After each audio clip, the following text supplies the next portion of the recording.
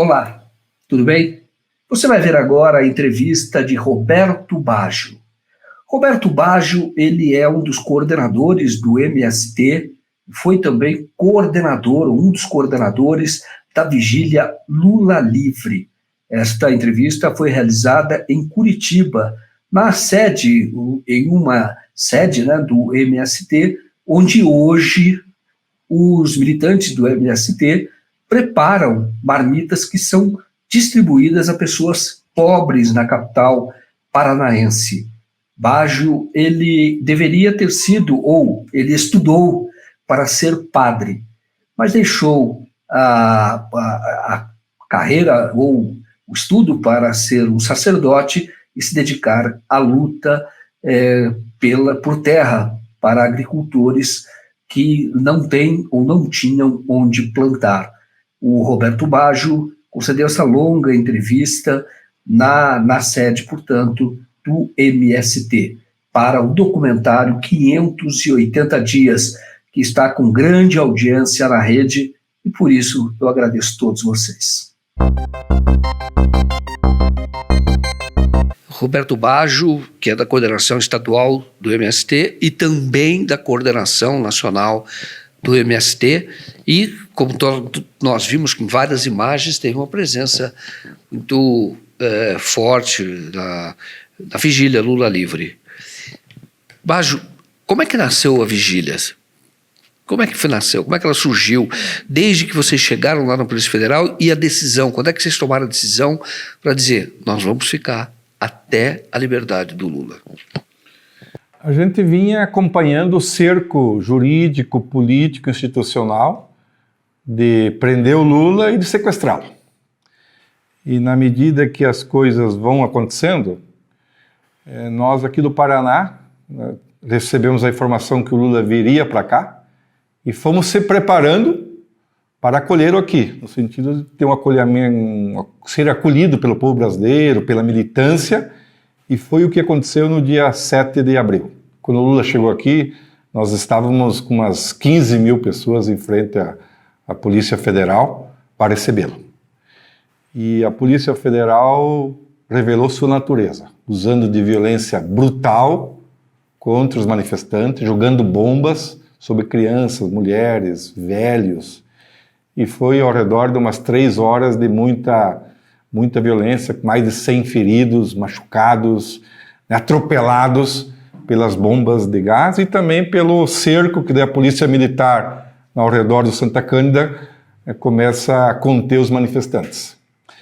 E justamente no dia 7 de abril, às 23h30, mais ou menos naquela noite, depois que a Polícia Militar tinha cumprido o interdito, estabelecendo a grande zona isolada da sede da Polícia Federal, organizamos uma assembleia naquela noite e tomamos essa decisão de, a partir daquele momento, iniciaria a vigília Lula Livre.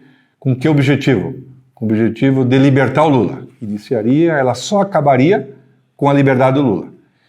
E também a vigília tinha um objetivo assim, mais humano, fazer com que o Lula sentisse a presença, ouvisse a lealdade do povo brasileiro. O povo brasileiro, os trabalhadores, a população, a gente desse país gosta dele, estava disposto a acompanhá-lo, ajudá-lo e fazer a batalha que fosse necessária para a liberdade. Então, nessa noite, fizemos esse juramento coletivo de iniciar a vigília, e a vigília duraria até a sua liberdade. A vigília Lula Livre, ela é consequência de outras lutas. Que lutas foram essas travadas aqui no Paraná?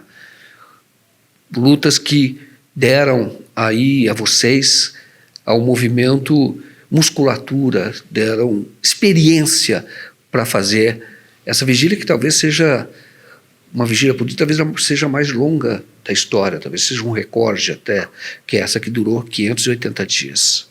Sim, de certa forma, digamos, a experiência de luta que o MST acumulou nesses 38 anos, assim, ajudou muito. Então, e aqui o Paraná é um estado muito agrário, muito agrícola, onde tem muita demanda por terra, né? Aqui em Curitiba, no tempo da redemocratização do país, do governo do velho Richa. O primeiro Congresso Nacional do MST se deu aqui em Curitiba, no Teatro Guaíra. É a primeira vez que os camponeses entram num teatro. Então sempre, digamos, o movimento teve uma presença política forte na cidade, em função de nós sermos um estado agrário. Também muitos acampamentos, muitas ocupações, muitas marchas. Esse acampamento histórico em frente ao Palácio Iguaçu de 99, de 173 dias, com 300 pessoas, organizamos em frente ao Palácio, em frente ao Centro Cívico, em frente ao Palácio Iguaçu, Tribunal de Justiça, em frente à Alep, em frente à Prefeitura, o Tribunal de Contas, um acampamento muito bem organizado, com escola itinerante, com padaria, com atividades educacionais, atividades culturais, com cozinhas comunitárias. Acampamos em cima da calçada, né? E de certa forma, digamos, toda essa experiência histórica ajudou quando deparamos nós com a vigília do Lula livre. Então foi um fator importante que, junto com as demais forças, né, não só o MST, mas junto com a CUT, com o PT, com a militância popular, estudantes, professores, eu acho que nós amadurecemos uma estratégia política em uma condição adversa. O que é uma condição adversa? Você acampar em cima de calçadas, sem pouso, sem cozinha, né, sem alojamento, erguer uma estratégia de resistência prolongada, não é de uma semana, não é uma greve de 15 dias, de 580 dias, exigiu toda uma engenharia política que certamente todas as forças sociais, populares acumularam. Eu acredito que os 580 dias da vigília Lula livre foi um grande campus do ponto de vista do conhecimento, onde vieram para cá caravanas de todos os cantos do Brasil, delegações internacionais, e quem conviveu esse período todo teve a experiência de conhecer grandes juristas, grandes personalidades, grandes professores, grandes políticos, que na medida que iam visitar o Lula, vinha na vigília, socializava o que o Lula estava sentindo, pensando. Então, digamos, foi uma verdadeira cooperação. Quando os dois lados acumulam, certamente a vigília ajudou a alimentar o Lula, a resistência, a sua persistência, a sua paciência histórica, a sua sabedoria de como lidar com os advogados, com a imprensa, né? E, ao mesmo tempo, essa inteligência veio para nós, no sentido de manter lá persistente todo dia, toda manhã, toda tarde, toda noite, digamos, essa luta prolongada pela sua liberdade, que na essência é a liberdade do povo brasileiro, né? Então Lula foi esse sábio, esse sujeito histórico, talvez mais preparado na história política brasileira, que em momentos difíceis soube recuar, ter a paciência histórica, não se rendeu e aos poucos foi construindo toda uma estratégia política a partir da certeza da sua inocência e da sua capacidade política, da lealdade que o nosso povo tem com ele. O povo brasileiro sempre tem uma lealdade intrínseca, assim, de ser o verdadeiro representante dos milhões, né, dos excluídos, dos trabalhadores. E a vigília foi esse aprendizado histórico popular, inédito na história política paranaense e brasileira, onde vencemos. Foi uma luta vencida, não derrotada. E agora a gente espera, né, que toda essa energia que o Lula traz, né? O Lula é um ser humano especial, carregado de energias. E agora toda essa energia que ele carrega, né, que é uma energia de um projeto coletivo, dos milhões, a campanha está demonstrando que tem milhões de construtores junto com o Lula para construir esse Brasil mais igualitário, mais solidário, mais soberano e mais humano. Agora, mas vocês, até chegar nisso, vocês também tinham passado por momentos muito difíceis. Por exemplo, depois desse acampamento 99, vocês tentaram voltar também para continuar o protesto pela reforma agrária aqui do estado do Paraná, e ali teve até uma vítima fatal, um mártir, alguém que foi assassinado pela polícia mesmo, né? E então vocês estavam já tem experiências, quer dizer, o próprio sofrimento vai adquirindo experiência, estratégia para enfrentar lutas tão difíceis e complexas como foi a Vigília Lula Livre. Como é que foi esse assassinato? O que foi exatamente isso? Nos anos 90, de 90 a 2000, o governo Fernando Henrique, governo nacional, e aqui no Paraná o governo Jaime Lerner, eles tomam uma decisão política de avançar num grande programa de privatização das grandes empresas estatais e, no campo, modernizar o agronegócio sem distribuir a terra.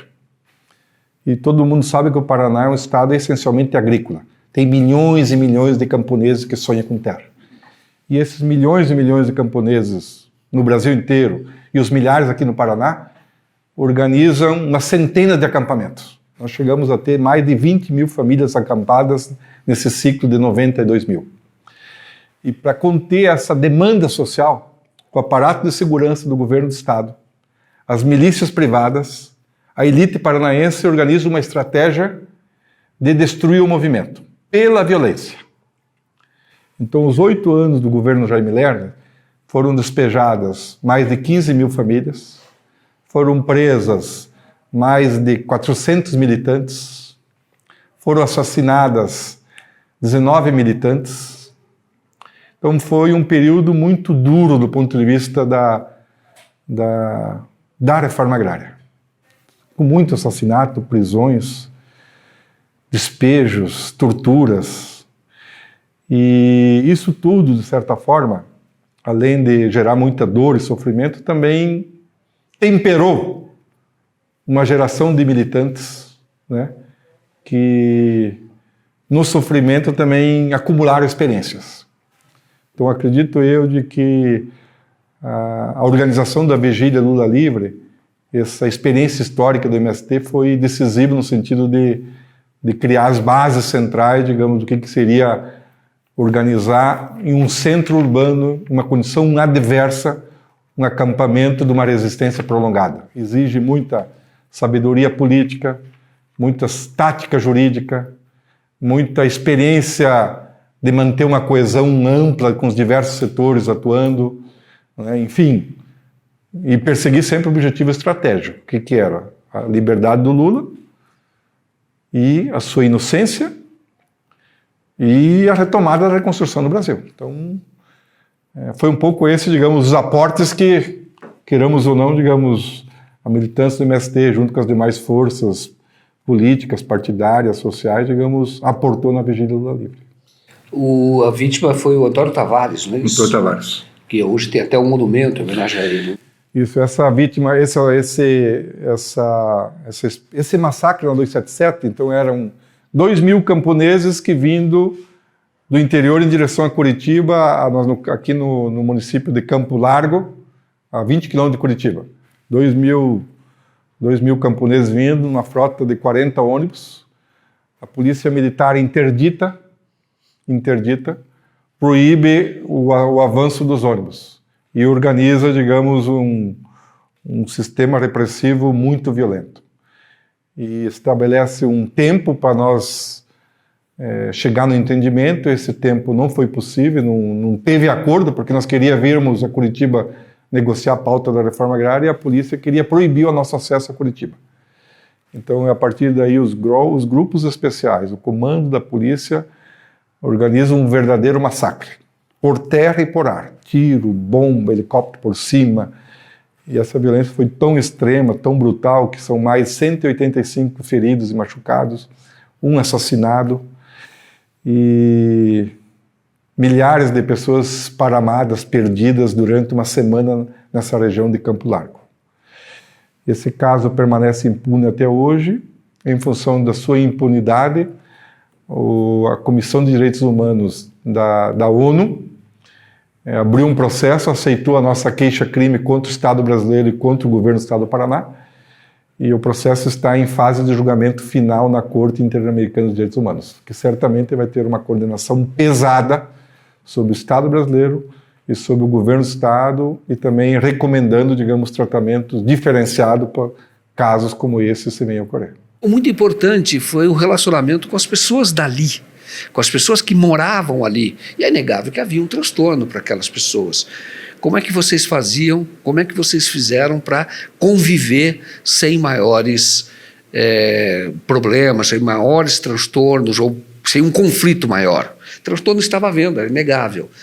E até conversando com moradores de lá, então, até nessa conversa, eu disse que a causa era anterior à presença de vocês. A presença de vocês lá era a consequência. Que o que gerou foi uma sentença que hoje se considera ilegal, já é reconhecidamente ilegal. É natural que, diante disso, houvesse um protesto. E que uma das formas de protestar é ficar ali até que a vítima desse a prisão ilegal fosse, ou esta prisão ilegal, ela fosse reparada, né? Verdade, a causa era justa. A causa era justa, que era a causa da liberdade do Lula, porque o Lula estava na condição de ser um sequestrado político. Que não podia dar entrevista, não podia ir no enterro do irmão, do sobrinho, não poderia receber visita de religioso. Então, de fato, digamos, é um período assim, ditatorial, no sentido de que um presidente da República sequestrado numa área da Polícia Federal. Então a causa era justa. Por isso que, de certa forma, digamos, a vigília foi essa expressão coletiva de solidariedade à causa maior que ele. O que ele representa, né? Você imagine, de fato, o Lula é o grande sujeito político da história política brasileira. Como governante, como pessoa, como sindicalista, como presidente do partido aí. É claro que a gente se instalar ao redor da Polícia Federal, lá era um bairro, não tinha uma área livre. Então nós se instalamos em cima da calçada, no meio da rua, e que criou todo dificuldade para os moradores que estavam lá. É normal, né? Você imagina, de uma hora para outra tem 3, 4, 5 mil pessoas acampadas na sua frente. Passar cara, sair, entrar, enfim, às vezes som alto, criou todo um problema. E, então isso tudo gerou tensionamentos, conflitos, ameaças. Então a vigília, nos primeiros 90 dias que ela ficou 100 dias, né, que ela ficou basicamente na praça, criou todo um mal-estar e dificuldades para a população que estava lá. Ao mesmo tempo, essa população foi muito acolhedora, a maioria absoluta permitia às pessoas tomar banho, de fazer carga do seu celular, né? Dava um prato de comida, né? Fazia diálogo, assim como tinha alguns que estavam insatisfeitos, com raiva, jogava água fria, água quente, enfim, xingava. Mas, digamos, esse foi o dia a dia da vigília. E acho que nós fomos tão longe porque, desde o começo, a gente tinha muito claro qual era o objetivo. Gente, a gente tem que entender que é normal que as pessoas não estão gostando disso aqui, porque no fundo não mexe com o dia a dia dela. Então, ter essa paciência, essa sabedoria, essa necessidade de entender o lado deles também, estabelecer um nível de convívio e também um combinado com o nosso povo que estava lá acampado, no sentido de respeito, de paciência, de não responder à violência, às ameaças, aos xingamentos, estabelecer um convívio mínimo necessário. E eu acho que isso foi alcançado. De forma geral, digamos, a maioria da vigília, com o tempo histórico, eles foram entendendo, compreendendo e percebendo de que não era um bando de aventureiros, araçoeiros, mas era gente do povo brasileiro, que estava leal ao presidente da República, queria justiça. E a gente sempre falou, gente, quanto mais cedo soltar o Lula, a gente sai daqui. Nós só estamos aqui para o Lula. Então, nos ajuda a pressionar para libertar o Lula, que daí também a gente acaba com toda essa vigília e volta à vida normal aqui. Tá certo. O Baggio, agora vocês também, para fazer a vigília antes, vocês também se prepararam para uma luta quando vocês perceberam que o objetivo era prender o Lula, de alguma maneira. Quando é que foi isso e quais são os atos que foram preparatórios para essa experiência histórica que foi a vigília? Olha, assim, como que a gente aprendeu com o cerco do Lula? Eu acho que nós percebemos que já em 2016, o Lula percebeu que eles queriam pegar ele. E ele decidiu reagir, porque isso é muito importante. Eles, vou fazer a luta contra eles. Então foi um aspecto que nós falamos, o Lula vai reagir e vai reagir com força, com massa. Então percebemos isso e a partir daí nós só fomos jogando combinadamente. Então quando foi os 2 depoimentos em Curitiba, Os dois depoimentos em Curitiba, transformando num movimento de massa, acolhemos ele, né? Ele caminhou no meio do povo antes de depor, ele deu depoimento, falou na praça, então nós criamos, digamos, uma sinergia e um projeto complementar de luta política. Isso foi bom. Quando ele chega aqui em 18, da mesma forma. O Lula chegou no 7 de abril aqui, tinha 15 mil pessoas esperando ele. Falou, ó, Lula, nós estamos contigo. Fique aqui, fique firme, porque sempre era essa preocupação, ó. Como que o Lula está se sentindo lá? Imagina, isolado, né? Então, fomos jogando aí. E nós percebemos de que ele chega no dia 7, que é sábado. E no dia 10, que é terça, tinha um julgamento no Supremo. E daí, na informação que chegou a nós, na segunda, 9 da tarde, ó, adiar o julgamento do Supremo. Daí a gente entendeu tudo. Ó, adiou significa que essa luta aqui vai ser uma luta longa, prolongada. Porque se era para julgar, eles manteriam o julgamento. E com isso aqui, daí nós fomos, digamos, fazendo o condicionamento do jogo. Vamos ver como o jogo político ia dando, como o jogo jurídico ia dando. E também nós percebemos de que eles queriam destruir politicamente a vigília. E qual era a forma de manter o Lula isolado sem ele ser noticiado que ele estava preso? É que caísse no esquecimento comum. E para isso teria que acabar a vigília. Então, nos meses de abril, maio e junho, intensifica uma pressão jurídica, política, midiática, de multa sobre a vigília. Na que perspectiva? De acabar a vigília. Então já não podia mais ficar acampado à noite, já não podia mais ter barraca na calçada, já não podia ter mais som. E daí tinha multas elevadas para as organizações. E daí nós se demos conta, falou, gente, eles querem que o Lula seja esquecido, que ele esteja vivo, e vão destruir a vigília aí. Então nós precisamos se preparar, quando se eles proibir tudo que seria feito na rua, nós temos condição de manter a vigília acesa. E daí foi nesse período histórico que fomos atrás de dois terrenos, identificamos 2 terrenos, um de frente da Polícia Rodoviária, Polícia Federal, e outro do lado, 2 terrenos, foi locado esses 2 terrenos. Daí quando o Judiciário proibiu todas as manifestações de rua, nós demos um passo adiante. Daí se tornamos vizinho do Lula. Ficamos a uma distância dele de 70 metros. Daí ficou até mais fácil, porque daí, antes, nós usávamos o megafone para bom dia, presidente Lula, boa tarde, boa noite. Quando a gente dá o passo e fica ao lado, no lote ao lado, de frente da casa, da janela dele, que dava 70 metros, que os advogados que iam visitar ele falavam, o Lula estava naquela salinha lá, que estava de frente com nós. Daí, o bom dia, o boa tarde, boa noite, ele escutava sem o megafone. E a partir daí, digamos, de fato, a gente consolidou a vigília, né?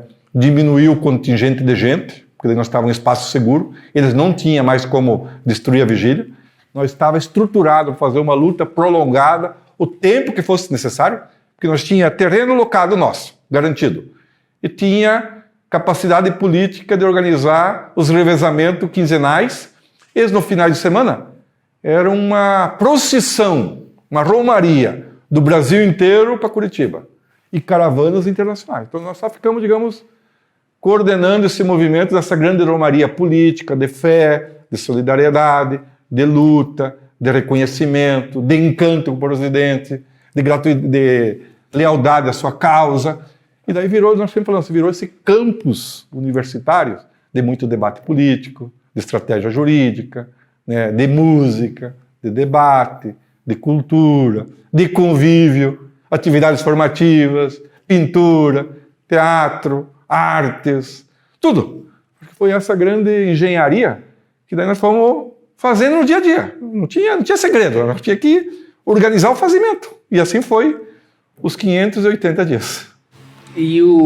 Agora, antes de retomar isso, que eu quero voltar para isso, também, na verdade, a percepção ou o sinal de que o Lula queria fazer um enfrentamento com a massa, um enfrentamento com força, sabia que ele sofreria perseguição, que o alvo era ele, também um dos primeiros atos foi aquela inauguração, aquele ato na Paraíba, ato de inauguração de um dos braços ali da transposição do Rio São Francisco. Isso, aí nós entendemos o sinal. era final, acho que é a final de 2016, o Lula vai na Paraíba inaugurar um dos ramais do Rio São Francisco. E vira um fenômeno de massa. Comenta-se que mais de 70, 80 mil pessoas vão ao encontro do Lula. Então é isso, digamos, ali acho que o Lula sinalizou de que seria possível ser vitorioso desde que fosse uma luta prolongada, cadenciada. E eu acho que ele se preparou para isso.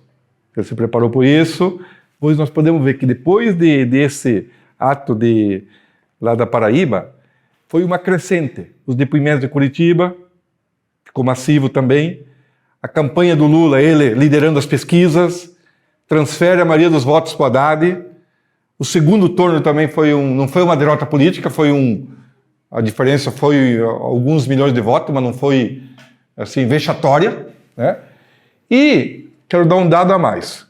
O 29 de outubro do segundo turno, nós estávamos na vigília. E, a princípio, nós ia acompanhar a votação em frente à Polícia Rodoviária, à Polícia Federal, no estacionamento onde nós estávamos na vigília.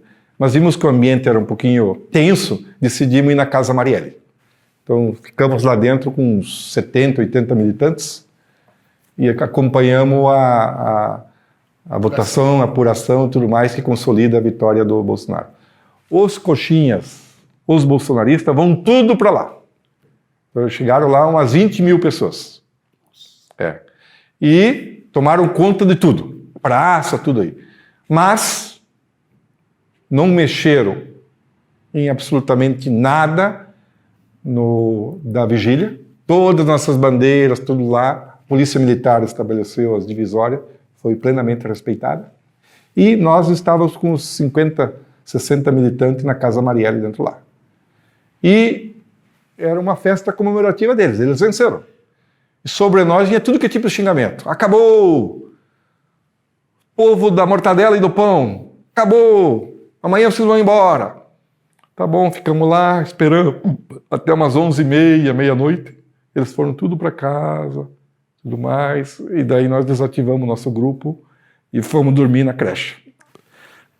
No outro dia de manhã, 8h45, o nosso pelotão dos 60 lá, 8h45, nós já estávamos na Marielle. Quando foi 8h45, saímos em marcha da Casa Marielle até a vigília com o batuque. E os vizinhos começaram a vir para fora, falaram que acabou. E nós voltamos lá aí, 9h. Bom dia, presidente Lula. Entendeu? Falamos, estamos aqui, estamos resistindo, não vamos se entregar, fique firme aí, que vamos contigo até a sua liberdade. E assim foi. Se nós fosse um movimento assustado, cagão, nós tinha clareza do nosso objetivo estratégico, nós estava estruturado para fazer essa batalha, estrutura material, com uma estrutura política de militante, de processo, de cadenciar o jogo. Jogar, que o jogo não é um torneio que tu decide no final de semana, não é uma greve que tu decide em 15 dias, é um jogo de campeonato. E o jogo do campeonato tem muitas partidas. Algumas tu empata, perde algumas, mas o fundamental é sempre empatar e ganhar, né? O teu time vai para o final, indo para a final, ergue a taça da liberdade, da inocência. E agora Lula presidente para nós reconstruir o Brasil. Muita estratégia, né? Interessante. E você, até para falar estratégia, quando vocês alugaram o terreno, também mudou a característica. Antes tinha uma estratégia. Por que tinha tantas pessoas? Porque era uma necessidade de resistência, já que vocês estavam na rua.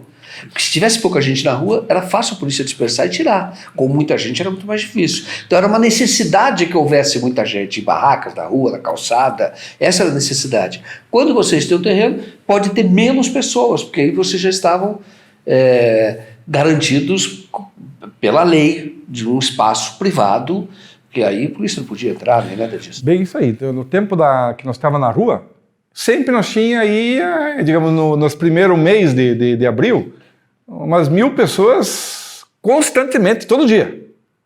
Né? Então, nos primeiros 90 dias, sempre foi massa que o objetivo era segurar a vigília. E naquele local. porque também tinha se a polícia via que era enfraquecida, eles mesmos limpariam, e também o risco dos bolsonaristas também, dar um pau, dar uma violência, dar tiro, matar, usar da violência para nós. Então sempre, digamos, nós ficamos cadenciando o jogo com força própria para segurar o rojão, para não depender de ninguém.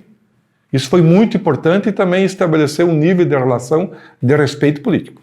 Então, nos 580 dias que ficamos lá, a Polícia Militar nos respeitou, dialogamos com alto nível com a Polícia Militar, nenhum confronto direto entre as partes, justamente por causa dessa capacidade de mediação política. Assim foi na batalha do Judiciário, assim foi com o Ministério Público, assim foi com a mediação do governo do Estado. No sentido, aqui é uma tarefa política, aqui é mediação e queremos respeito. E na medida em que se proíbe as atividades de rua, daí justamente nós fomos para um espaço privado. Daí mudamos a natureza, isso mesmo, então não precisa mais esse contingente enorme de gente. E daí combinamos um pouco nesse indicativo aqui. Então durante a semana, que basicamente é de segunda a sexta, digamos, o contingente principal era do MST. Sempre nós estávamos ao redor de 100 pessoas, entre as 100 pessoas sempre umas 60, 70 era do movimento. No sentido, digamos, para quê?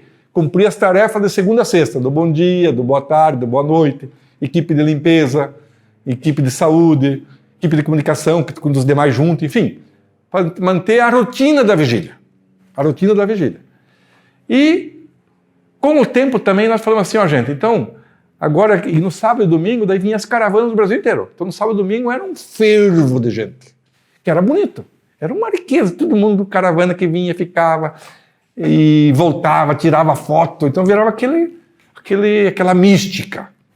E as pessoas voltavam, mandavam carta, motivavam outras caravanas a vir. Muito legal. E esses grandes momentos, que foi o quê? Que também foi um momento muito especial, os grandes momentos. Páscoa, aniversário do Lula, Natais e 1º de anos. E 1º de maio. Tinha 5 datas assim, que nesses 500 dias, quando era isso aqui, virou grandes atos nacionais. Que justamente daí vinha, o Brasil inteiro vinha, era uma demonstração de força. Para quem estava no dia a dia, era uma energia poderosa, falava aqui, fique, todo mundo das caravanas falava, vocês fiquem aqui, mantenha firmeza, vocês nos representam, não esmoreçam, que estamos com vocês. Então tinha uma energia assim que carregava o grupo para manter a batalha viva aí. E daí nós aproveitamos esse tempo, digamos, de calmaria, para intensificar processos formativos. Então realizamos tantos cursos de formação, todas as áreas. Área da música, da cultura, do batuque, curso de formação para liderança, da história do Brasil, sobre os processos do Lula. Então, só na militância do MST, na vigília Lula Livre, nós preparamos 3.000 militantes. Sabe o que é? Em 580 dias, 3.000 militantes do MST passaram a vigília, ficaram em média entre 10 a 15 dias e se transformaram em militantes. Todos eles. Formação. Daí construímos cultura, com teórico, professor, tudo, tinha um espaço.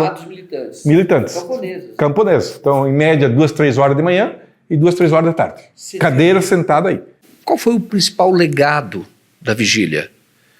A vigília serviu para formar militantes, formar outros lutadores pela causa da terra, pela causa da democracia no Brasil? Então, nas Margens da Terra, muitos são advogados, estudantes de advocacia, outros pedagogo, outros economistas, outros no trabalho dos comitês populares. Então, digamos, luta permanente.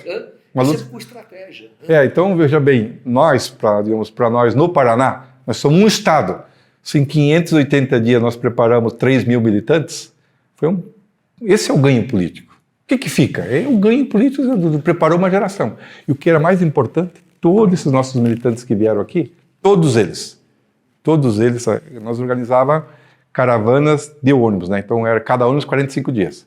Então nós temos 7 regiões do estado, para cada 15 dias era uma região que vinha. E tinha um coletivo aqui de 15, que nós chamamos assim um núcleo político-pedagógico. O que é o núcleo político? Seria uma direção de uma escola. Lá não tem a diretora, os professores, mas então nós tínhamos uma equipe político-pedagógica de uns 15 militantes, que ficou durante toda a vigília, e a cada 15 dias nós revezávamos uma delegação de 45 militantes. Cada 15 dias, Esses militantes, antes de ir embora, escreviam uma carta para o Lula. Dizia de onde que eles eram, o que eles vieram fazer o que eles fizeram nos 15 dias e mandava mensagem para o Lula. E todos eles tiravam uma foto e levavam como registro embora. Então, digamos, a nossa militância tem um arsenal de fotos, de imagens, de registro que estão com eles nos espaços aí. E a gente sempre comentava, gente, aproveite para tirar foto, porque aqui 10, aqui 15 anos, aqui 5 anos, aqui 20 anos, esse vai ser tema de estudo, de redação, de cursos, e vocês podem dar o testemunho vivo de como que é e como que foi. E de fato, assim, gerou um encantamento, gerou um engajamento, gerou consciência política. Muita gente também não tinha uma clareza política, vindo aqui e vendo o Lula preso. O cara foi presidente da República. E ter sido preso, entendeu? Foi digamos, um choque de realidade, onde daí o valor da consciência e da solidariedade. Daí nesses momentos que demonstram de como é importante tu ter consciência política, solidariedade, estratégia política, capacidade de luta, agir por suas próprias ideias e não pela manipulação das redes de televisão. Então isso, digamos, foi uma riqueza de aprendizado, uma riqueza. Fazer batalhas em campos adversos, uma praça, sem condições mínimas e ter que se manter vivo, né? Ganhar o tempo, respirar, para passar a noite, para outro dia de manhã estar acesa de novo. Então foi uma experiência ímpar. E os que participaram ganharam e se transformaram em seres humanos diferentes e vão fazer os seus aportes adiante na luta política brasileira. E como é que vocês faziam quando havia situações de provocação, como houve, por exemplo, quando um delegado da Polícia Federal destruiu ali um equipamento de som? Também havia pessoas que iam lá com bebida e vocês tinham um regramento, um código de conduta que não permitia que as pessoas bebessem ali, para manter justamente a disciplina no local, que era importante para que não atraísse nenhum tipo de repressão ou que não houvesse uma perda de controle. Como é que vocês reagiam nessas situações? Então, nós, desde o começo, organizamos uma boa equipe de disciplina. O que é a nossa equipe de disciplina? Era um pessoal que usava um jaleco, que todo mundo sabia que era a equipe de disciplina, mas era uma disciplina de inteligência e não de força bruta. E a equipe de disciplina sempre ela estava na frente quando tinha risco de conflitos. Justamente o quê? Justamente para não responder à violência física recebida com força física. Então sempre em tática no sentido de evitar o avanço deles, com braços juntos, proteger quando jogava água ou bomba, ou bebida alcoólica, as pessoas querem entrar no espaço com bebida alcoólica, né, tu vê que é altamente desequilibrado, provocações, entendeu? Arapucas que se armava constantemente. Então sempre, digamos, nós, nesse tempo todo, fazer vigilância 24 horas. Então no tempo que as pessoas estavam dormindo, então todas as nossas barracas tinha vigilância 24 horas, de cuidado, de perceber coisas, de ficar atento, né, de manter uma limpeza no ambiente bonito, deixar organizado, ajeitado. Enfim, nesse trabalho que eu chamo assim, seria um trabalho de cuidado. Foi imprescindível, que tanto é que no espaço da Vigília Lula Livre, nesses 580 dias, só teve violência de um policial federal. A violência veio da Polícia Federal, de um policial que vem e quebra o nosso aparelho de som, à luz do dia. E ele quebrando o aparelho de som, ao lado está a Polícia Militar com um contingente do interdito e outro debaixo aqui. A Polícia Militar não toma nenhuma atitude, permite a violência policial. E nossa equipe de segurança vai lá, conversa com esse policial federal, neutralizam ele, entrega sem nenhum tipo de machucadura, nada, entrega para a Polícia Militar, cuida desse menino aqui, ele está fazendo violência na comunidade aqui. Então, digamos, ter construído como parte da estratégia política, digamos, uma equipe que não usasse da violência, que usasse muita inteligência, no sentido, digamos, de manter a coesão. Né? Sempre lá, nós temos que ter uma coesão e tem que ser um ambiente gostoso. Pode ser um ambiente de risco, mal visto, falado, ó. Aqui tem que ser um... A gente fala assim, era quase uma Meca brasileira, né? Onde todo mundo...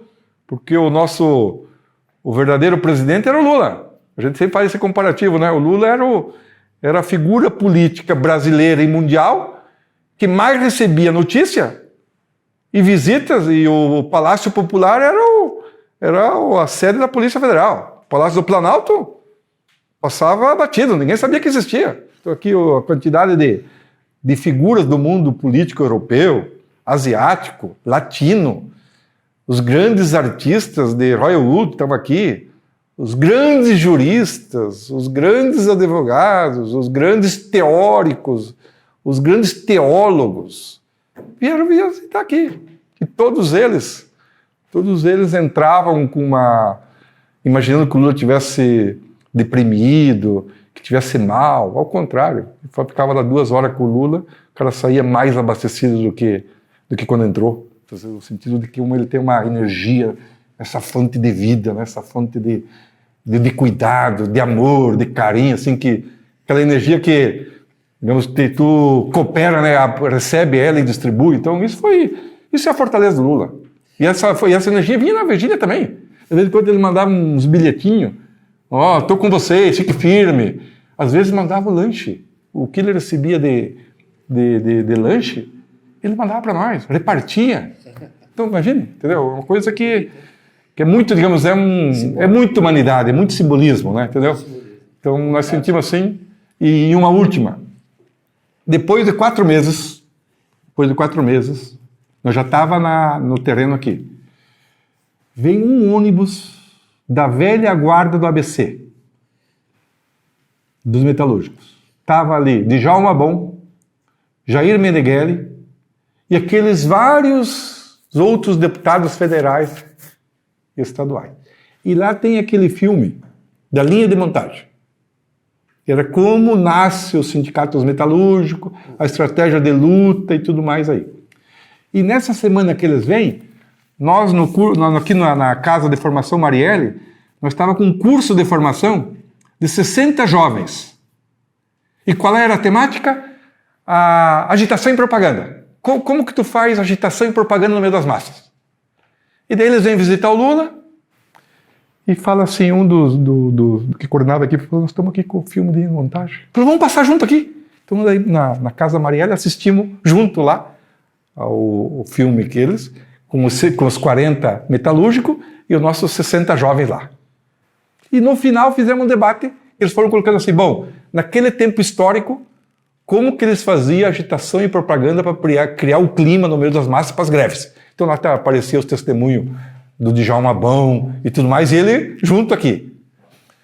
Nossa, foi uma riqueza. Você imagina, digamos, isso é em 70, nós estamos em 2020, 50 anos depois, e nós estamos numa luta quase semelhante e trocando experiência, olhar históricos diferentes, numa causa comum, que é a causa da liberdade. Então foi, digamos, um momento assim especial, forte. Falou, gente, temos futuro, temos perspectiva e vamos seguir a luta à frente. Daí eles comentaram.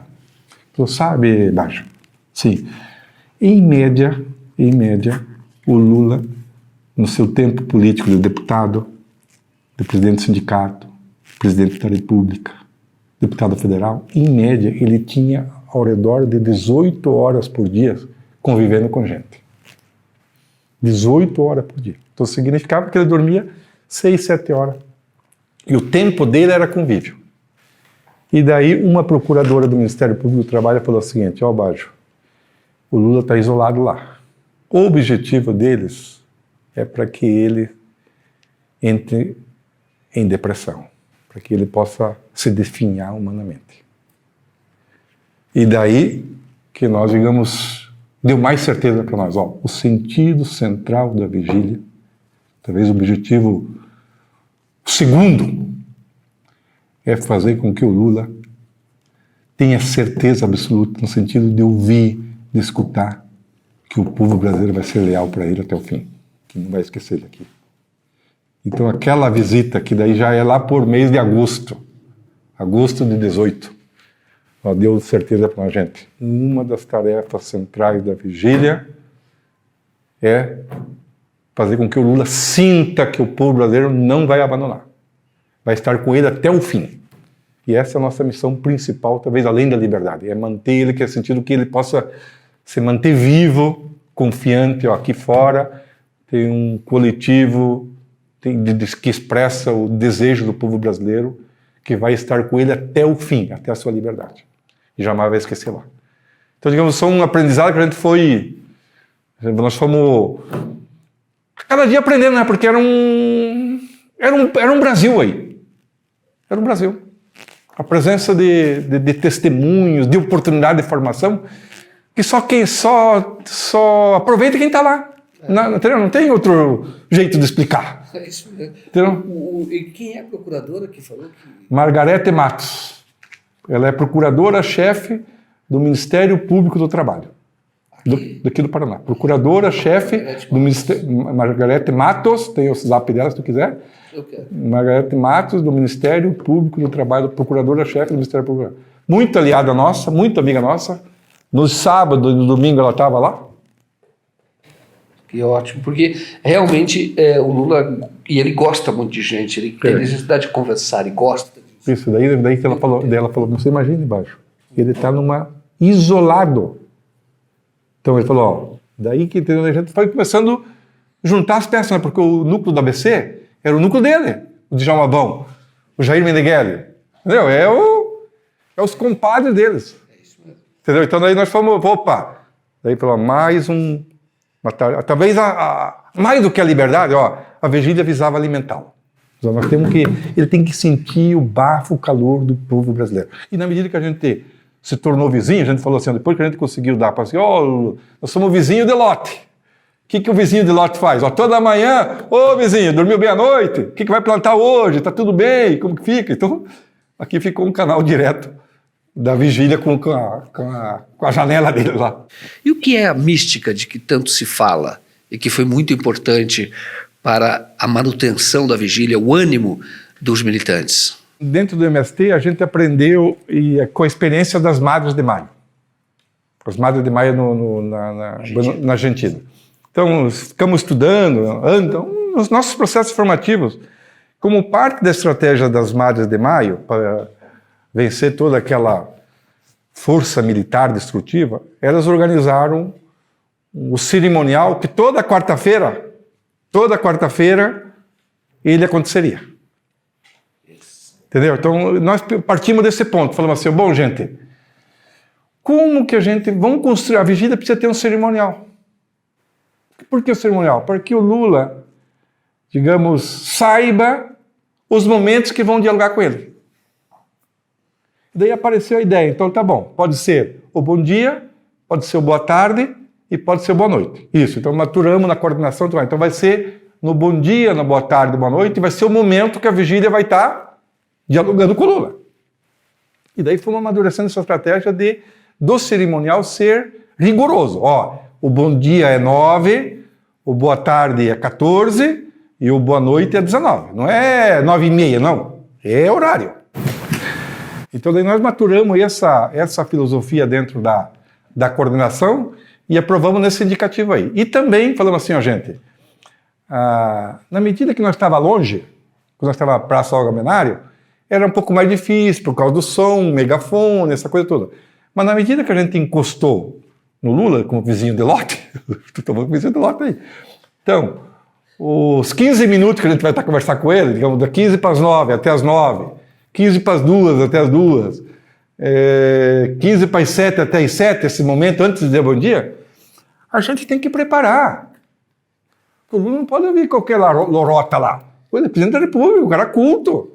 Então a gente precisa se preocupar com o conteúdo.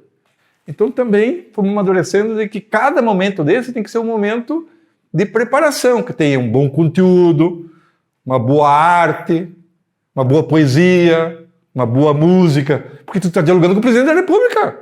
Não é o Luiz Inácio Lula, sim, é o Luiz, mas é um sujeito coletivo, expressivo, então, e tem cultura política, então não vamos rebaixar muito, né?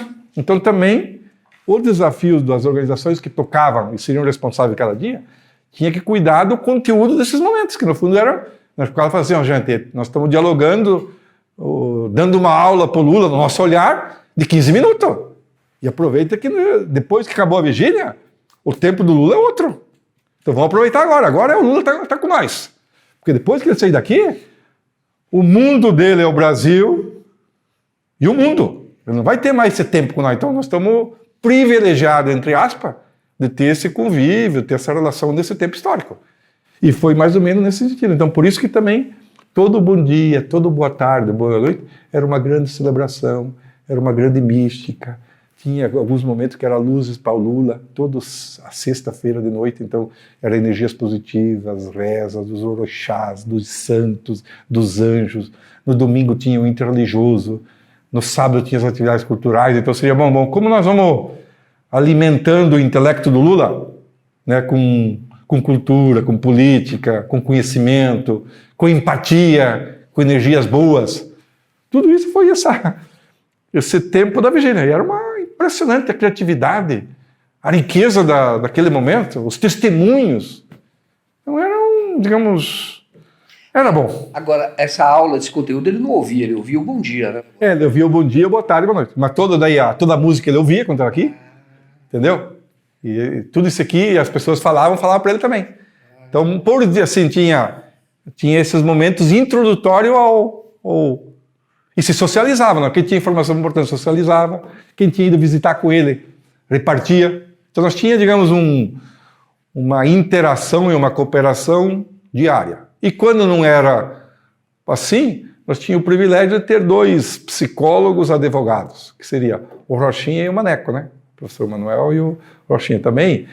Eles foram dois advogados, não mais do que advogados, 2 psicólogos e 2 psiquiatras. Eu sempre falava assim, eu conversava quase todo dia com o Maneco.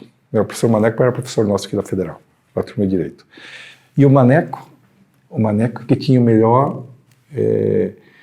a melhor teste de sentir o coração do Lula. Porque o Maneco ia quase todo dia. E daí, como está o Lula? Tá bom. Como o Lula? Tá puto. Então ele tinha como a gente fala, a percepção do como o Lula estava. Que era uma riqueza. Quando tinha um julgamento que deu ruim. Ele tá puto, tá xingando. Mas ele, digamos, ele tá firme. Mas nunca no sentido de que essas reações do contexto, mas sempre, não, ele tá tranquilo. Tá.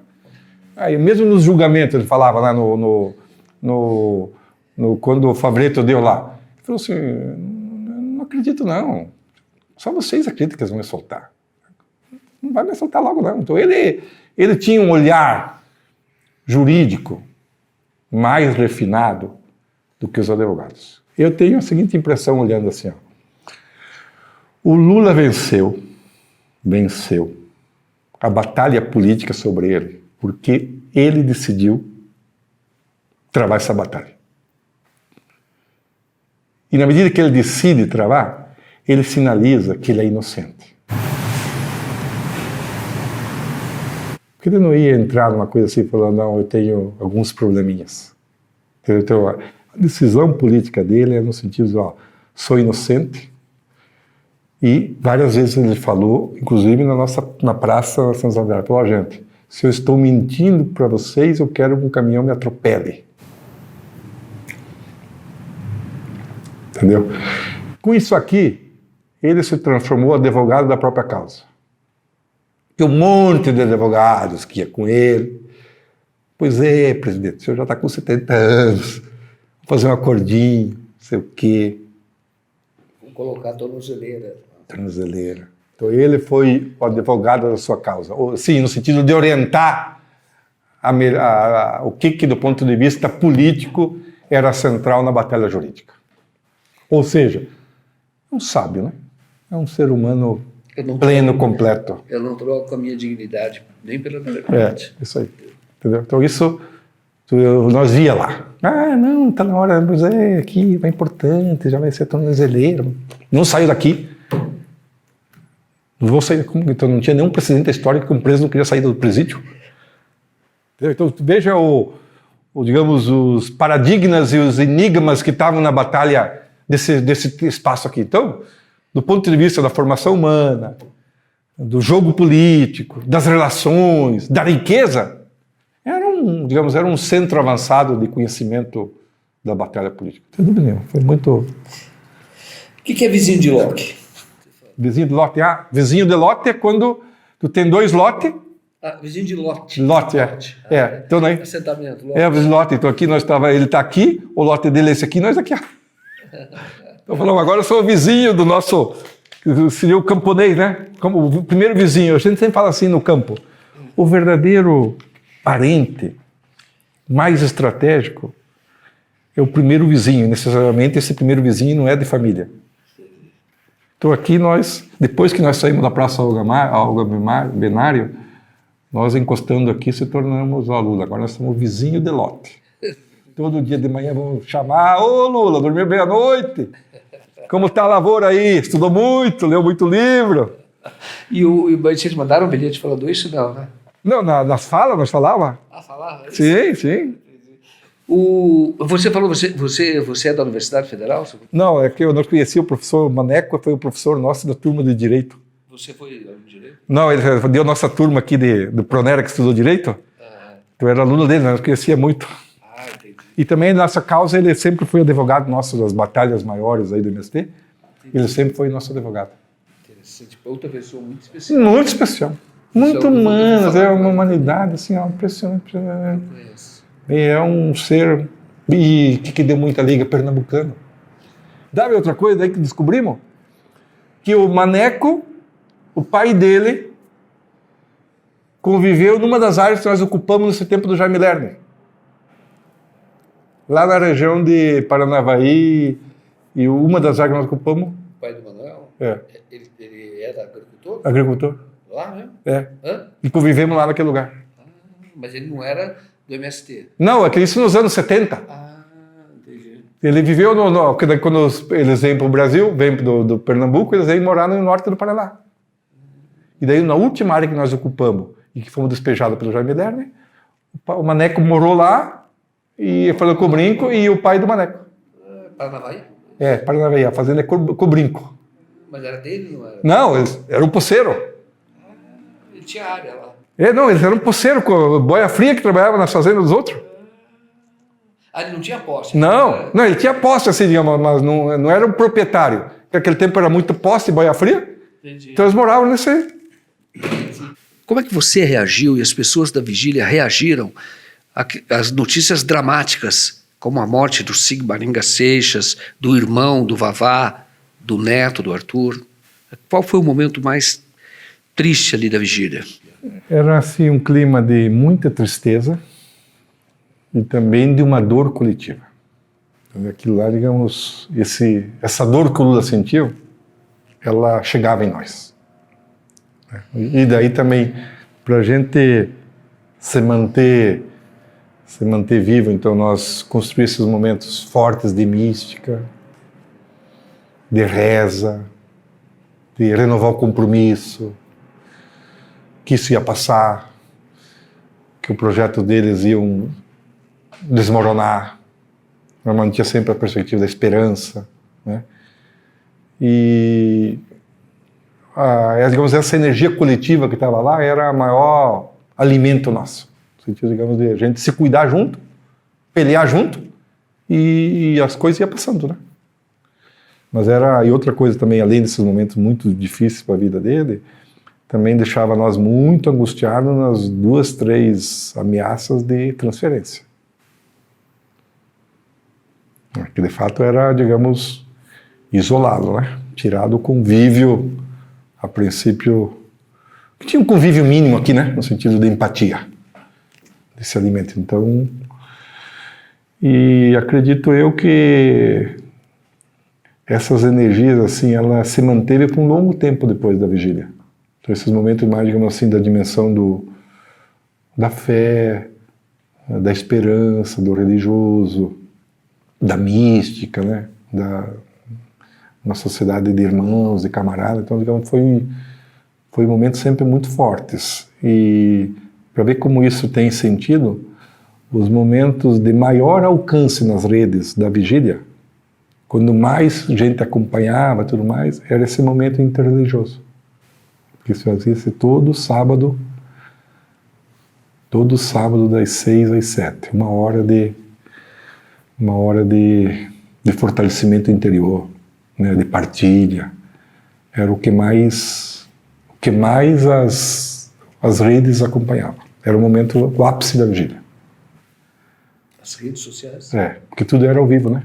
E daí as pessoas acompanhavam.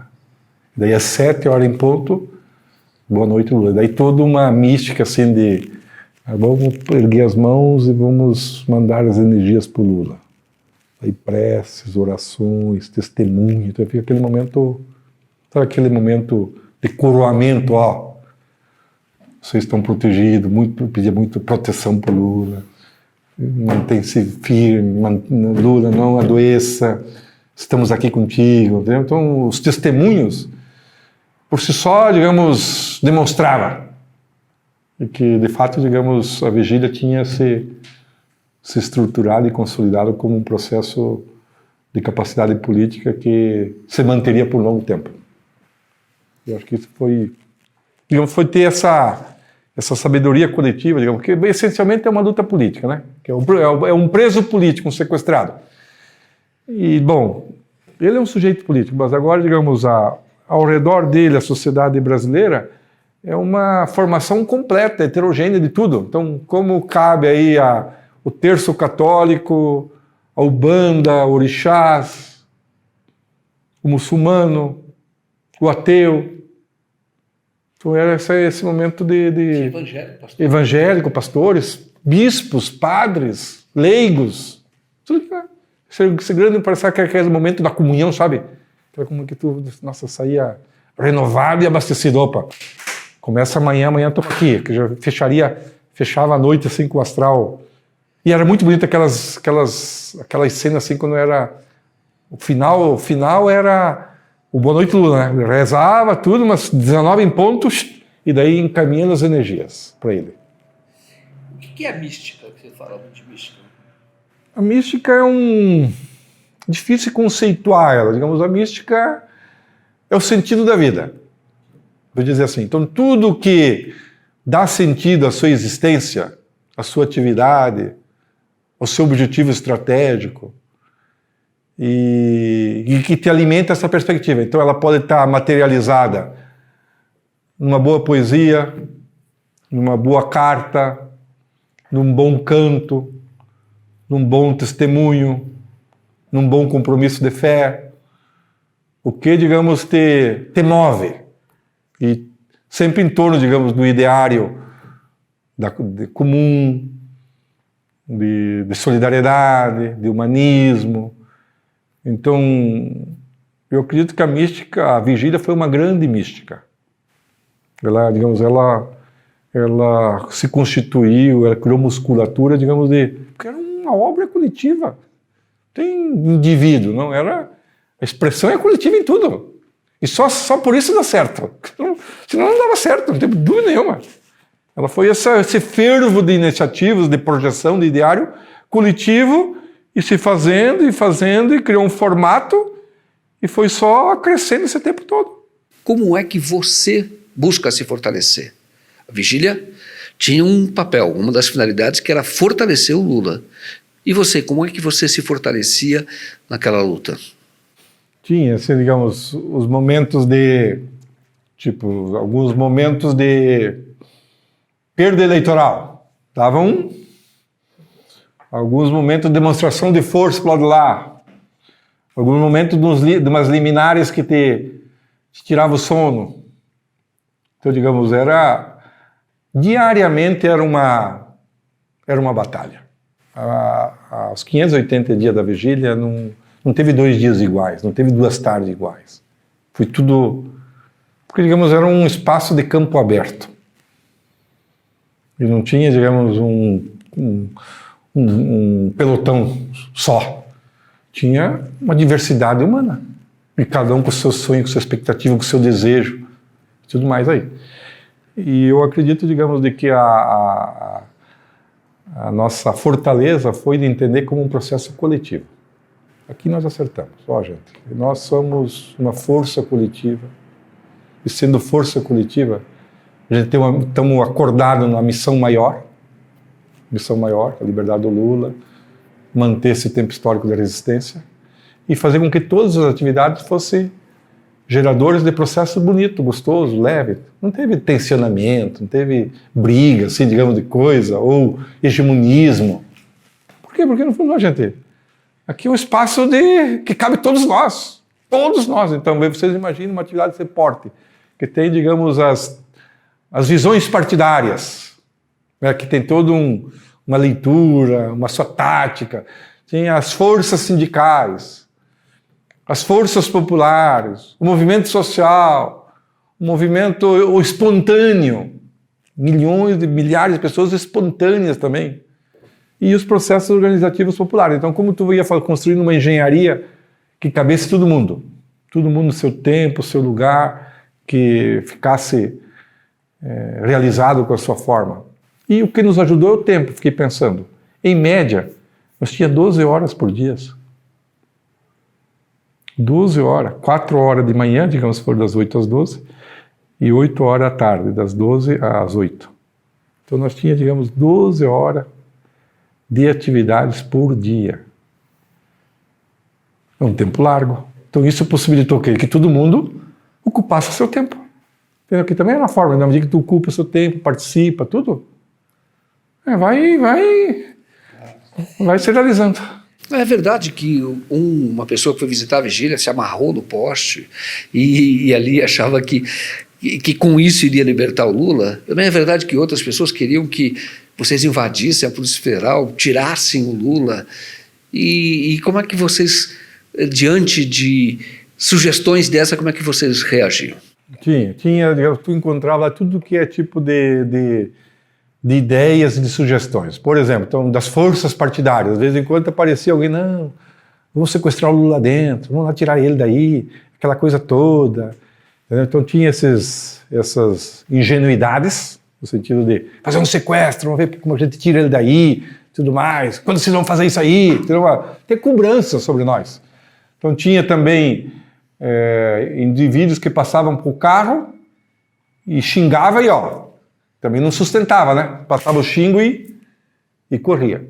Ao mesmo tempo, tinha muitos que passavam de carro e a pé, ia tirar o passaporte da Polícia Federal e vinha lá, dava parabéns, tirava foto, digamos, se demonstrava solidário, reconhecimento do que estava fazendo como cidadania, assim, muito, muito, muito. Muitos professores e estudantes, no sentido, digamos, que seria parte de palestras, parte de teses, então também esse ambiente colocava, e também até algumas iniciativas voluntariosas que tinha um militante lá que se resolveu encorentar e se amarrou no poste da Copel lá, porque queria que fosse solto o Lula. Daí foi todo um... gente... a equipe falou assim, gente, não tem... Aqui é uma luta coletiva, aqui essa tua atitude vai dar mais trabalho para a coordenação. Nós temos que se preocupar com outras coisas maiores, que não vai alterar em nada a liberdade do Lula. Mas digamos, ou seja, naquele desespero, tinha pessoas que estavam imaginando que alguma ação individual, milagrosa, pudesse fazer um milagre e o Lula sair pela janelinha e ir para o céu. É política, né? É luta de classe. Então, digamos, se ouvia de tudo. Então, por isso que precisava ter muito assim, né? Todo mundo que estava lá, um senso de equilíbrio, também para ouvir, para ponderar, né? No sentido de também, para não hostilizar, né? Tá bom, a pessoa expõe o seu ponto de vista, né? Considera, ouve, tá bom. Mas sempre naquela ideia, digamos, de manter uma coesão no estratégico. O que é o sentido da vigília é esse. Então, e também ponderando, às vezes também tinha gente que, tu vê, né, que era tática de infiltrado, de vir com bebida, andar por lá, xingar, gritar, entendeu? Todas essas questões, assim, que era parte, digamos, de atitude, assim, que tu já ia vendo que não dizia com o objetivo nosso. Então, com o tempo, digamos, se maturou bem, porque se estabeleceu, tipo um comportamento de conduta mínima, que toda a militância já estava amadurecida. E quando tinha alguns que meio tinham um comportamento avesso ou diferente, já via que, digamos, não se encaixava que era um elemento estranho, né? E aí falava quando sair, como é que vocês conseguiram? Sim, daí pediria, aqui não é, aqui o espaço é assim, vamos respeitar, horário, nós estamos um espaço coletivo, e também sempre as nossas atividades terminavam às 8 da noite. Então começava 8 da manhã até 8 da noite. Então nesse tempo aqui, digamos, é o tempo das atividades. Qualquer movimento estranho após isso, não é, digamos, parte da vigília. Mas também tinha, tu vê os violentos do bolsonarismo, algumas vezes iam à noite xingar o Lula, entendeu? Com um caminhão de som, então a polícia tolerante com eles, entendeu? Não, o caminhão de som nosso não podia, mas o caminhão, então nós também tivemos que tomar umas medidas de segurança e tudo mais para coibir esse tipo de atitude desses... Como é que vocês faziam? Como é que vocês fizeram quando chegava um caminhão, por exemplo? Não, no espaço aqui eles não poderiam ir no espaço do fundo. Daí nós já acionava novamente a polícia, os advogados, que está fora de época, Para quê? Porque nós sempre achamos assim, o lado de lá, o lado dos violentos, a polícia que cuide. Então nós pedia sempre, exigia e reivindicava que a polícia cuidasse dos elementos estranhos e dos violentos. E nós assumimos o compromisso, digamos, de coordenar, de conduzir processos com a turma que estava na vigília do Lula Livre.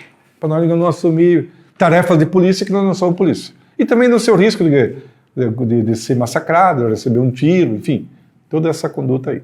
Mas daí a polícia agia? Alguns casos sim, outros casos demoravam um pouquinho, mas mais no começo, mais na parte final já tinha uma força positiva no grande espaço do Lula, muito importante. E o que nos chamava muita atenção também eram os que iam tirar passaporte, viu? Nossa, era um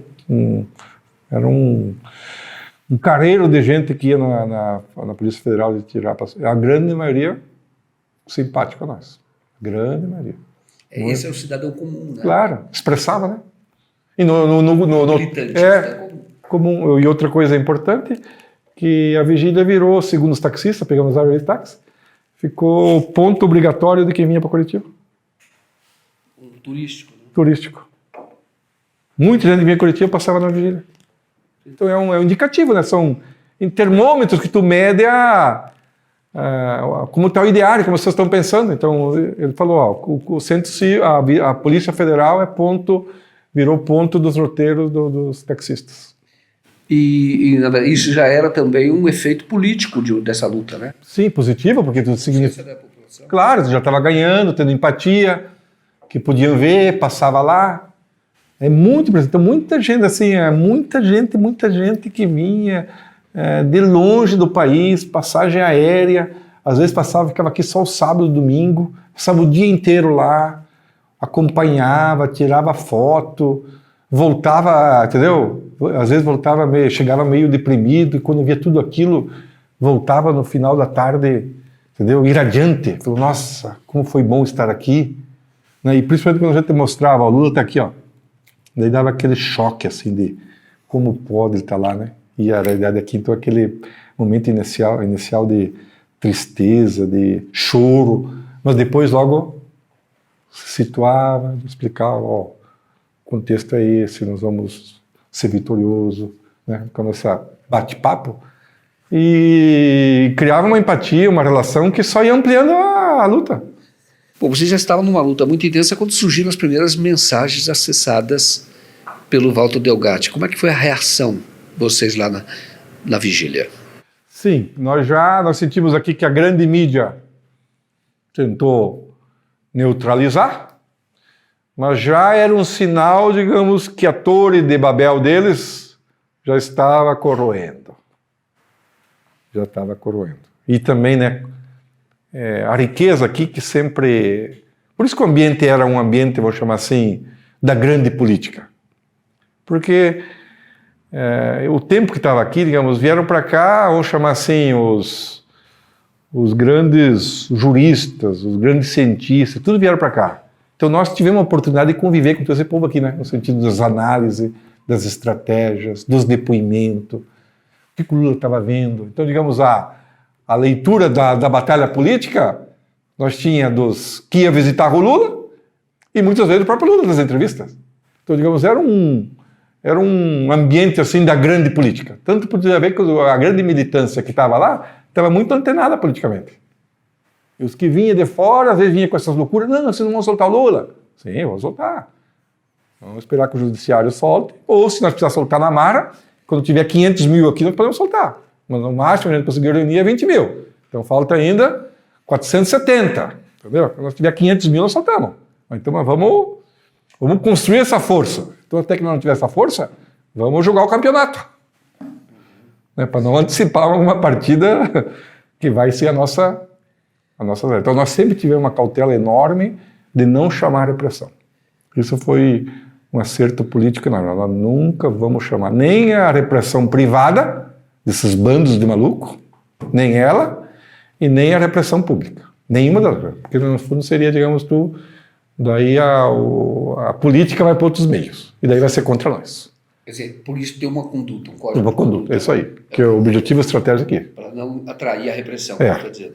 Não atrair, e se eles armassem coisa, nós não cair embaixo na arapuca, desarmar a arapuca deles, e manter audácia, coragem, mas muita inteligência, muita sabedoria. Como é que foi a sua reação quando saiu aquele alvará de soltura do Favretto e não foi cumprido? Nós estávamos... Sim, foi um domingo. Nós estávamos lá no interior do Paraná, num ônibus, numa atividade importante lá no interior do Paraná, e chegamos em Curitiba no final da tarde. E veio essa informação. Daí nós acabamos passando lá na Polícia Federal, e daí nós ficamos aqui, né, ainda estava na Praça Olga Benário. E daí estava naquele impasse. Impasse, ficou até umas 7 da noite, acho que às 19 horas. Depois ficou visível de que não seria cumprido o mandato. Tá visível. Então falamos, ó gente, era ao redor de 20 horas, ó gente, foi mais uma batalha, vamos dormir em casa, vamos dormir e tudo mais, amanhã cedo, 8 horas continua aqui. E de fato foi isso. Daí no outro dia de manhã, que era numa segunda-feira, logo de manhã fizemos uma boa conversa, falamos, gente, o que aconteceu ontem? É o que é o Estado brasileiro. É o retrato do Estado brasileiro. O que é esse Estado? É da elite. Eles dominam tudo. O juiz manda eliminar, o outro manda prender, nem dá sequência. Então, para a gente não ter nenhuma ilusão no Moro, no Poder Judiciário, na PM, porque se depender deles, nunca haverá justiça. E vamos seguir a luta. Então, também mantemos a audácia, seguimos a peleia que adelante nós conquistaremos a liberdade. Mas ali você não foi um balde de água fria, ou pelo menos você viu, se constatou, teve a certeza de que não seria tão fácil o Lula sair. Isso. Porque daí aí, digamos, revelou novamente que seria uma luta prolongada. Então, digamos, com os sinais que a gente ia recebendo. O primeiro é no 10 de abril. É o primeiro sinal na medida com o STF. O segundo é isso aí, que nós estamos ainda na praça, ainda na rua. Aqui ainda nós estávamos na Praça Olga Benário. Então, com isso aqui, digamos, nós ficamos cada vez mais certos, gente. E daí, conversando com o advogado, o Maneco, nem o Lula confiou. Nem o Lula queria sair. Falei, gente, não, para eu sair e voltar, entendeu? Falei, isso aqui está uma atrapalhada, entendeu? Então, que revela, assim, digamos, que eles tinham ainda um controle absoluto, total, que estava só no começo das medidas, né, que adelante eles não permitem a candidatura do Lula, não é isso? A partir então vem ainda um conjunto de permite entrevista. Entrevista e tudo mais aí, que só começa a aliviar a partir de 2019, né? Tudo 18 sim foi, digamos, poucas vitórias, né? Foi feita uma resistência consequente, no sentido de se manter, mas sem um desvendar de um certo relaxamento. Nós tínhamos uma expectativa também, daí, bom, se nós elegeu a Haddad, cria um ambiente político diferente. Né? Também não foi possível. Então foi só, digamos, no sentido de ir ganhando tempo. A gente sempre fala assim, né? O importante, similar à luta pela terra, é você ocupar a área e ficar em cima. Se tu ocupa um imóvel e fica em cima da área, ficar em cima da área é melhor do que tu sair e ficar no portão ou na beira, em frente à área. Tu estando em cima, mesmo em condições adversas, difíceis, tu vai fazendo um jogo. Vai cadenciando o jogo. Vai abrindo uma porta aqui, outra ali, se estrutura um pouco, firma, planta, come, se organiza. Agora, se tu está fora, tu não participa do jogo. Então eu acho assim, todo o 18, digamos, nós foi ocupar o espaço. Mesmo que mas a área que vocês ocuparam não vai ser desapropriada, não vai virar assentamento, não importa. Estou em cima, está valendo. Né? Eu estou em cima, estou dentro dela. Mas juridicamente está tudo bloqueado, não importa. Estou dentro dela. E de fato é isso. Depois, a partir de 2019, afrouxou a palanque principal aqui. Uma das portas de entrada já não tem mais toda a cerca. Foi afrouxando, né? E daí tu só foi ampliando, a sociedade participando, entendendo, ganhando, acumulando e assim foi. Ótimo. Bajo, sua mensagem final.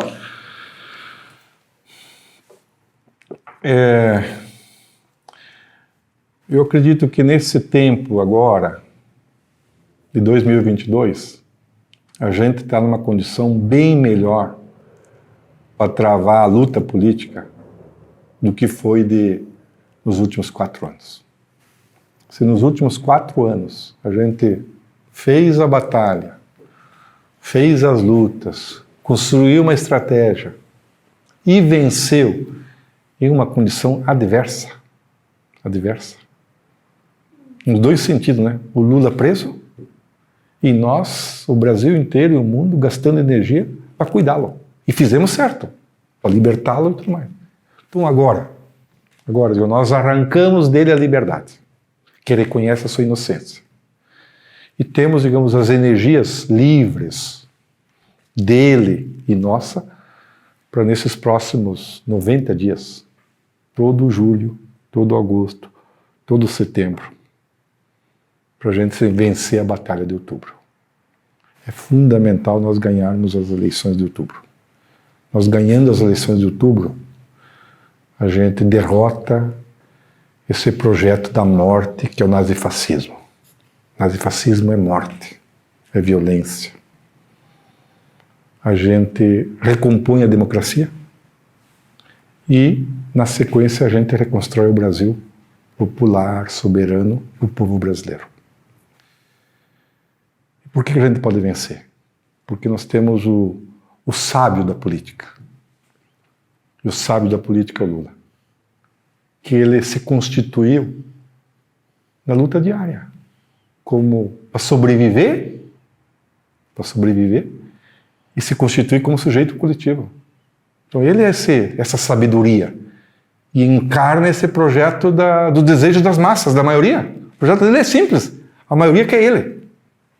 Que sabe que é a maioria que precisa dar atendimento às suas necessidades básicas. E ele é esse pulso de energia, essa fonte de energia humana, de que tem esse vigor, essa têmpera, esse equilíbrio interior, né? Que motiva a gente, esses milhões, de se somar junto com ele nessa grande reconstrução do Brasil.